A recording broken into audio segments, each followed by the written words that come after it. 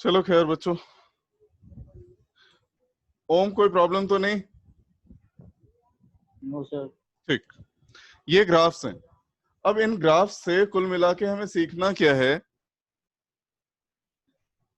किसी भी displacement time graph में that slope of displacement time curve, slope of displacement time curve gives the value of velocity.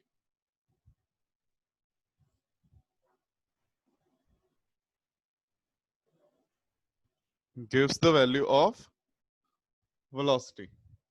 अब slope का क्या मतलब है? अगर स्लोप नहीं जानते हैं तो समझ लें, मान लिया ये एक कर्व है, ये एक्स एक्सिस से थीटा एंगल बना रहा है, डिस्प्लेसमेंट टाइम कर्व है। तो इसके लिए अगर हम टेन थीटा निकालते हैं वो कहलाएगा स्लोप। टेन थीटा स्लोप कहलाएगा। तो जो भी वैल्यू आएगी टेन थीटा की वो वेलोसिटी होगी। पर कुछ ग्राफ्स में हम डायरेक्टली टेन थीटा की वैल्यू फाइंड नहीं कर सकते, उनमें देखेंगे कैसे करना है।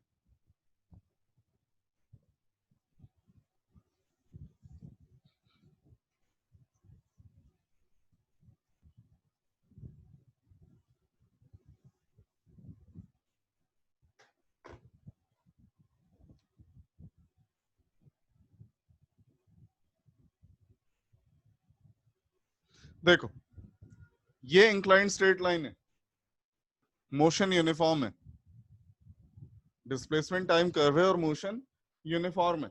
मोशन यूनिफॉर्म होने का मतलब velocity through out the motion change नहीं हो रही है। Through out the motion velocity change नहीं हो रही है। वेलोसिटी चेंज नहीं हो रही मतलब एवरेज वेलोसिटी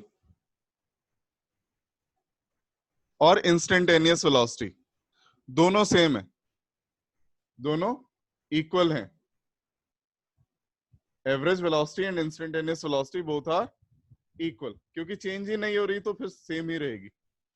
अब इस केस में अगर वेलोसिटी निकालनी हो तो एक तरीका तो यह है, अगर आप समहाउ एंगल फाइंड कर लेते हैं तो टेन थीटा निकाल लीजिए, वही क्या आएगी? वेलोसिटी होगी। Velocity is equal to tan theta. अगर थीटा नहीं निकाल सकते तो क्या करना है भाई? हमें टेन थीटा निकालना है ना। टेन थीटा क्या होता है? परपेंडिकुलर अपॉन बेस, और we can say change in y axis divided by change in x axis. तो इस कर्व पर कोई भी दो, रैंडमली कोई भी दो पॉइंट ले लो। मैंने ये पॉइंट लिया और ये पॉइंट लिया, इनके corresponding change in y axis graph से मिल जाएगा हमें, और चेंज इन एक्स एक्सिस भी मिल जाएगा। तो मैंने क्या बोला? वेलोसिटी क्या होती है? टेन थीटा, यानी कि स्लोप। तो वेलोसिटी क्या होगी? Change in y axis divided by change in x axis. तो किसी भी यूनिफॉर्म मोशन के कर्व में, यूनिफॉर्म मोशन का जो ग्राफ है, वेलोसिटी निकालने का, एवरेज वेलोसिटी हो या इंस्टेंटेनियस हो, निकालने का ये तरीका है। अगर ग्राफ यूनिफॉर्म मोशन को रिप्रेजेंट नहीं करता है तब तरीका थोड़ा चेंज होगा, वो अभी समझेंगे। इसमें कोई डाउट है तो बोल सकते हैं।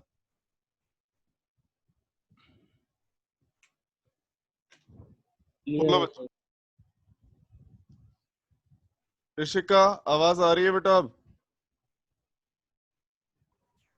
Yes sir. और स्क्रीन दिखाई दे रही है?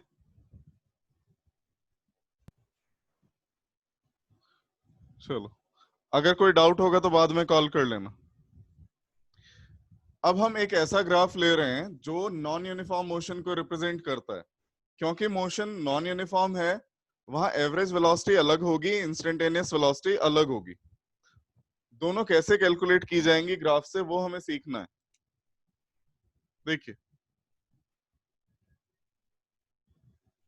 ये ग्राफ है, नॉन यूनिफॉर्म मोशन को रिप्रेजेंट करता है। इधर डिस्प्लेसमेंट है, इधर टाइम है। हमसे किसी ने बोला that we have to find average velocity between time t1 and t2। t1 से t2 के बीच में एवरेज वेलोसिटी कितनी है उसकी वैल्यू बतानी है। तो t1 के करस्पॉन्डिंग पॉइंट ये है और t2 के करस्पॉन्डिंग पॉइंट ये है।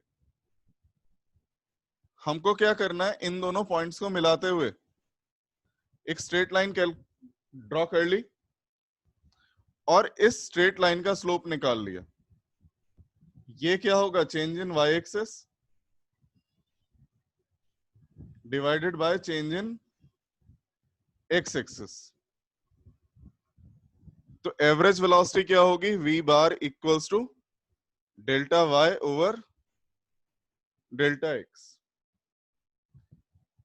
क्लियर?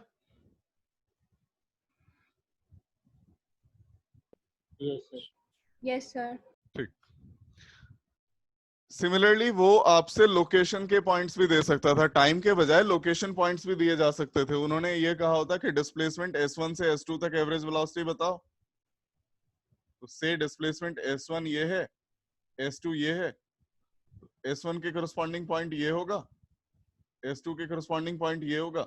अगेन हमें क्या करना है? इस लाइन का स्लोप निकालना है। तो this is delta y and this is delta x। Again same formula. तो टाइम के बजाय डिस्प्लेसमेंट रेफरेंस दिया जा सकता है। अगर इंस्टेंटेनियस वेलोसिटी पूछी जाए इसी तरह की ग्राफ में तो कैसे निकलेगी?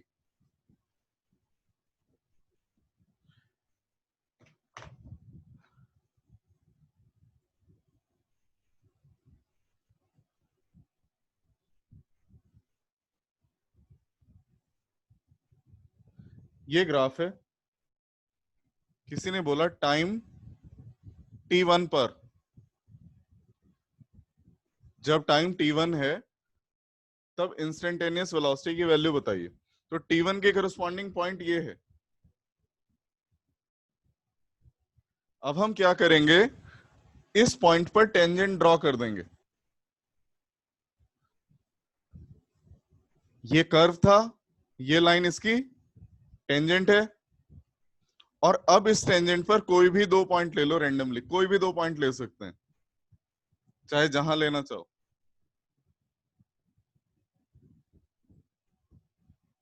अब जो इस टेंजेंट के लिए delta y over delta x होगा वो इंस्टेंटेनियस वेलोसिटी होगी।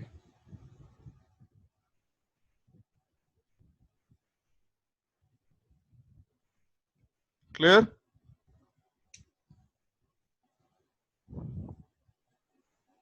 बच्चों सर एक और बार बता दीजिए। जिस भी पॉइंट पर चाहे टाइम दिया है या डिस्प्लेसमेंट दिया है, किसी भी एक टर्म में पूछा गया होगा। मैं ये कह रहा हूं, ग्राफ बना लेते हैं, दोबारा बना लेते हैं।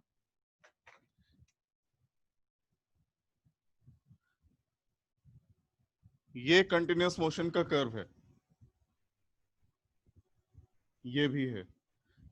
अब किसी ने बोला जब टाइम t1 है से ये वैल्यू है t1 की, तो t1 के करस्पॉन्डिंग पॉइंट क्या होगा ग्राफ पे? ये।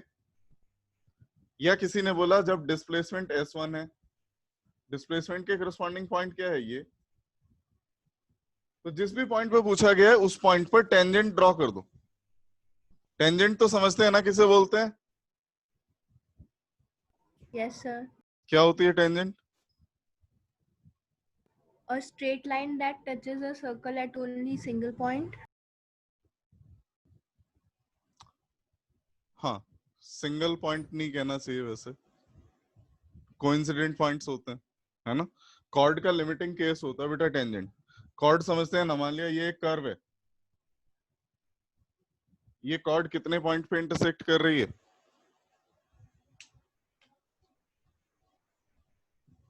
बोलो। सर 2 पॉइंट्स है ना। अब अगर ये पॉइंट्स थोड़ा और क्लोज आ जाएं तो इट इज स्टिल कॉर्ड। नजदीक आ गए ये पॉइंट्स, कॉर्ड है अभी भी। अगर ये दोनों पॉइंट्स एक के ऊपर एक आ जाएं तो ये कॉर्ड ही क्या बन जाती है? टेंजेंट। ये कॉर्ड ही टेंजेंट बन जाएगी। क्लियर? तो कॉर्ड का एक लिमिटिंग केस टेंजेंट होती है। स्टिल फिर भी जो तुमने बताया, 10th अभी 10th ही की है तुम लोगों ने, 10th के हिसाब से सही है। बट मैं 2 पॉइंट्स इसलिए बोल रहा हूँ बेटा, टेंजेंट की इक्वेशन क्वाड्रेटिक होती है। टेंजेंट की इक्वेशन होती है क्वाड्रेटिक। कोई भी इक्वेशन जिस ऑर्डर की हो, फर्स्ट ऑर्डर की है तो एक रूट होगा, सेकंड ऑर्डर की है तो 2 रूट होंगे, थर्ड ऑर्डर के तो 3 रूट्स होंगे, तो क्योंकि क्वाड्रेटिक है तो 2 रूट्स होंगे, वो दोनों पॉइंट सेम होते हैं, इक्वल रूट्स होते हैं। खैर यहां हमने टेंजेंट ड्रॉ कर ली, अगर डिस्प्लेसमेंट दिया होता तो यहां टेंजेंट ड्रॉ कर ली थी। अब इस टेंजेंट पर कोई भी 2 पॉइंट ले लो जहां चाहे मन करे, एक मैंने ये ले लिया, एक ये ले लिया, और इन दोनों पॉइंट्स के लिए y में कितना चेंज आया और x में कितना चेंज आया, ये तो निकल ही सकता है। इनका जो रेशो होगा वो इंस्टेंटेनियस वेलोसिटी होगी। क्लियर है बेटा? Yes sir.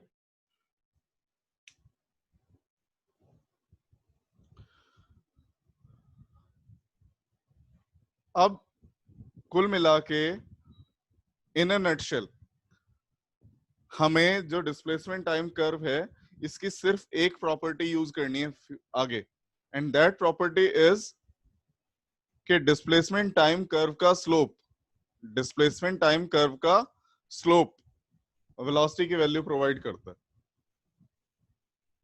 ठीक है, याद रहेगा?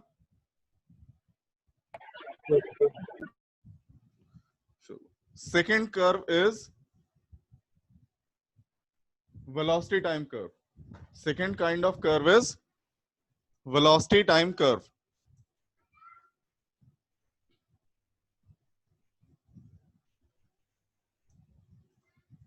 अब इसमें क्या होगा, सिमिलर है, मैं वैसे ही 5 ग्राफ बना रहा हूं। Incline straight line with angle less than 90,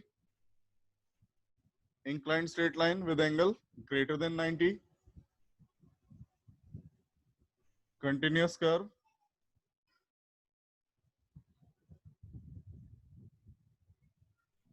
parallel to time axis,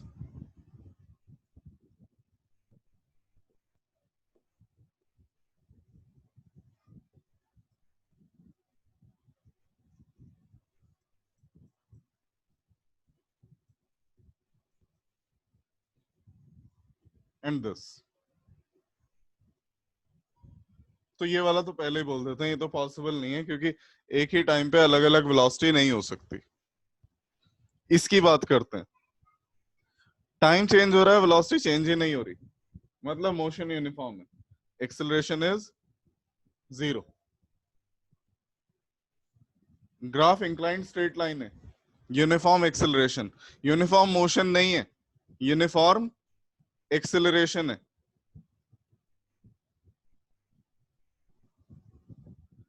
और एक्सेलरेशन पॉजिटिव है क्योंकि एंगल 90 से लेस है, एक्सेलरेशन पॉजिटिव है। ये भी इंक्लाइंड स्ट्रेट लाइन है, यूनिफॉर्म एक्सेलरेशन है, मतलब एक्सेलरेशन की वैल्यू चेंज नहीं होगी, and that acceleration is negative. ये वाला नॉन यूनिफॉर्म एक्सेलरेशन है।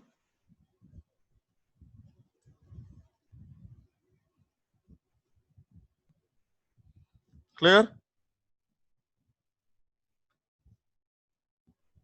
यस। ओम कुछ पूछना है? No sir. आदित्य?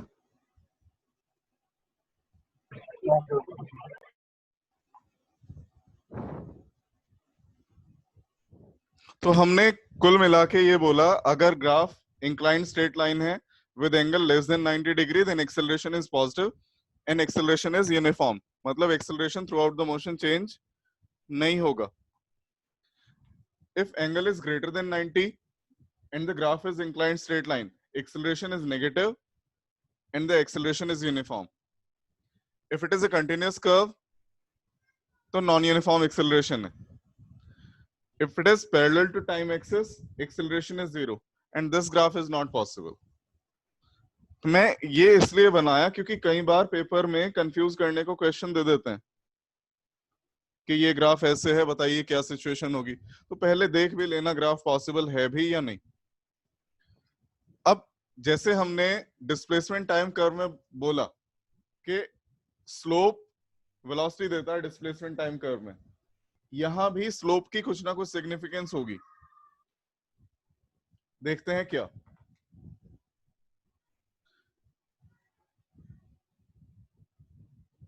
ये एक वेलोसिटी टाइम कर्व है, इंक्लाइंड स्ट्रेट लाइन है, तो हम क्या बोलेंगे, ये यूनिफॉर्म एक्सेलरेशन है। इस कर्व का जो स्लोप होगा वो एक्सेलरेशन के इक्वल होगा। Slope is equal to acceleration. निकालने का तरीका पहले वाला, अगर स्ट्रेट लाइन ग्राफ है तो डायरेक्टली निकाला जा सकता है। अगर एवरेज एक्सेलरेशन निकालना, मान लिया नॉन यूनिफॉर्म एक्सेलरेशन वाला केस है, यूनिफॉर्म में तो इंस्टेंटेनियस और एवरेज सेम होगा, से ये वाला केस है नॉन यूनिफॉर्म एक्सेलरेशन है। एवरेज निकालना है तो उन दोनों पॉइंट्स को मिलाते हुए स्ट्रेट लाइन ड्रॉ करो, उसका स्लोप निकाल लो। अगर इंस्टेंटेनियस निकालना है तो पहले की तरह जिस पॉइंट पर निकालना है उस पॉइंट पर टेंजेंट ड्रॉ करो, उस पर निकाल लो। क्लियर है? Yes sir. Yes sir. चलो, अब बेटा एक और इंटरेस्टिंग प्रॉपर्टी है इसकी। वो क्या है कि अगर आप इस कर्व के नीचे का एरिया निकालें, टाइम एक्सिस और इस कर्व के बीच में जो बाउंडेड एरिया है वो रिप्रेजेंट करेगा डिस्प्लेसमेंट को।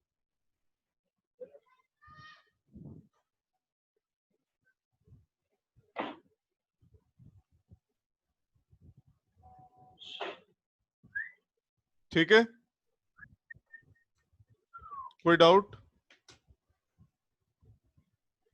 बच्चों?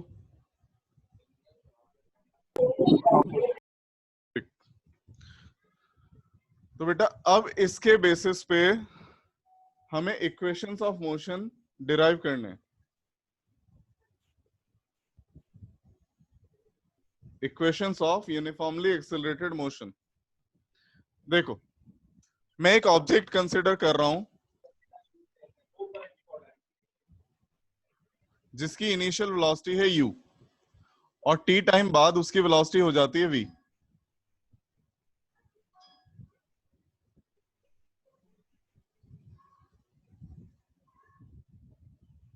इनिशियल वेलोसिटी u है और t टाइम बाद वेलोसिटी कितनी हो जाती है v। ये कर्व है। कर्व समझ में आया? वेलोसिटी टाइम कर्व है ये।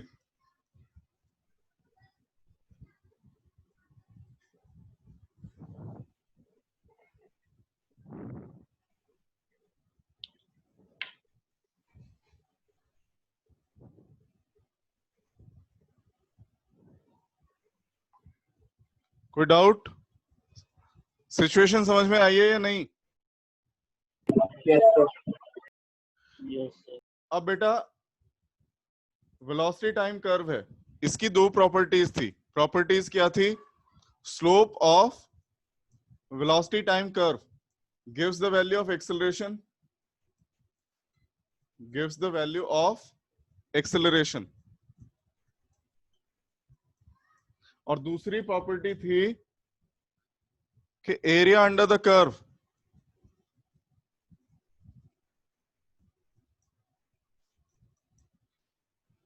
gives the value of displacement, gives the value of displacement। ये दो प्रॉपर्टीज हम यूज करेंगे, तो पहले ये वाली करते हैं, स्लोप की बात करते हैं। देखो, ये पॉइंट u है तो यहां से यहां तक u और ये कंप्लीट v। इतना क्लियर? Aditya, yes sir. तो ये यस क्या सर। होगा? इतना डिस्टेंस क्या होगा? ये v minus you, this is v minus u, और ये टाइम t, ये 0, तो ये क्या हो गया? t minus 0 t। तो स्लोप क्या होता है? Change in y axis which is v minus u divided by change in x axis t minus 0 t। Cross multiplication v minus u equals to at और v equals to u plus at। ये आ गई first equation.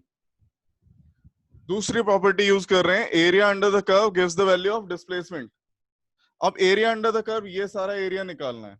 एक तो ये triangle है और दूसरा ये रेक्टेंगल है। तो area under the curve displacement होगा, तो मैं लिख रहा हूं displacement s equals to area of rectangle u into t plus area of triangle half height into base v minus u into base t. ये हाइट है v माइनस यू और base कितना है t।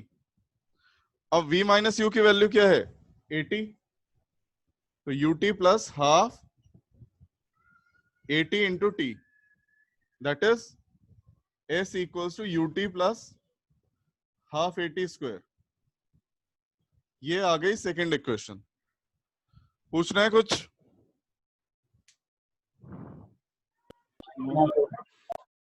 आप चाहो तो ट्रेपीजियम का formula लगा सकते हो, मुझे याद नहीं है, तो मैंने इसीलिए रेक्टेंगल प्लस ट्रायंगल से किया है। ट्रेपीजियम वाले फॉर्मूला से भी यही रिजल्ट आएगा।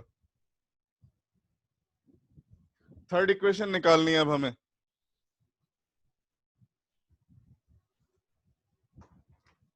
फर्स्ट इक्वेशन है v equals to u plus a T.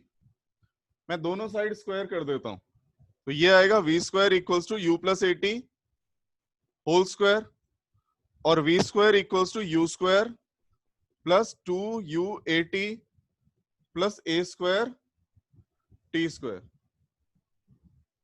यहां तक कोई doubt? No, sir. U square, अब इन दोनों टर्म से मैं 2a कॉमन ले रहा हूं, 2a, यहां क्या बचा ut प्लस यहां तो 2 नहीं है तो डिवीजन में चला जाएगा a टी स्क्वायर। मल्टीप्लाई करके देखो, ये पूरा आ गया 2u80, 2 से 2 cancel, a square t square, वापस आ जाती हैं वही टर्म्स। तो u square plus 2a, ut plus a T square by 2 क्या होता है s। ये आ गई थर्ड इक्वेशन। क्लियर है बच्चों? Yes, sir. तो बेटा एक काम करेंगे, आज इसे रिवाइज कर लो, आगे कल करेंगे, ठीक है? कल ये चैप्टर कंप्लीट कर दूंगा। कुछ पूछना है बच्चों? ठीक है, फिर आज इतना ही रखते हैं। किसी को कोई डाउट होगा तो कॉल कर लेना। चलो, थैंक यू बच्चों।